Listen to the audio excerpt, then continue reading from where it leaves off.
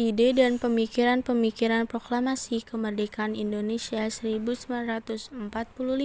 Pagi itu, di kediamannya Insinyur Soekarno berdiri tegap, gagah di depan sebuah stand mikrofon. Di belakangnya juga berdiri Muhammad Hatta. Keduanya mengenakan jas dan Soekarno seperti biasa, lengkap dengan peci hitamnya, gaya khas Soekarno. Soekarno terlihat menggenggam sebuah teks dengan kedua tangannya. Berikut ini merupakan kediaman Insinyur Soekarno.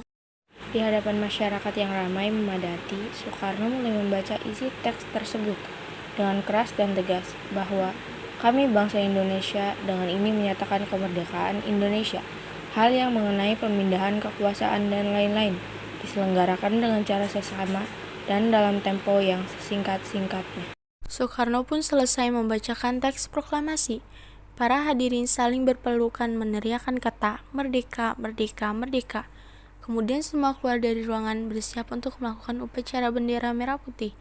Bendera merah putih mulai dikibarkan oleh Suhu dan Latif Hendroningrat. Masyarakat pun bersama-sama mengumandangkan lagu Indonesia Raya dengan sangat hikmat. Nyanyian Indonesia Raya selesai dikumandangkan. Bendera merah putih pun telah berkibar. Pokok-pokok pemikiran itu kemudian dirumuskan bersama oleh para tokoh kemerdekaan. Pada saat itu perumusan teks proklamasi Ahmad Soebardjo. Kalimat itu memiliki makna yang menyatakan bahwa kemerdekaan Indonesia mencerminkan kuatnya keyakinan untuk terlepas dari penjajahan. Namun, setelah proklamasi kemerdekaan, bangsa kita masih harus terus berjuang untuk mempertahankan kemerdekaan dari gangguan-gangguan penjajahan yang tidak terima. Kita masih butuh pengakuan resmi secara internasional, karena memang eksistensi negara Indonesia sebagai negara merdeka itu sangat penting. Sederet aktor proklamasi kemerdekaan Indonesia 17 Agustus 1945, Burhanuddin Muhammadiyah adalah wartawan penyebar berita kemerdekaan ke seluruh tanah air Indonesia. Franz W. Marta Mendur adalah fotografer yang mendokumentasikan berlangsungnya pembacaan teks proklamasi dan pengibaran bendera merah putih.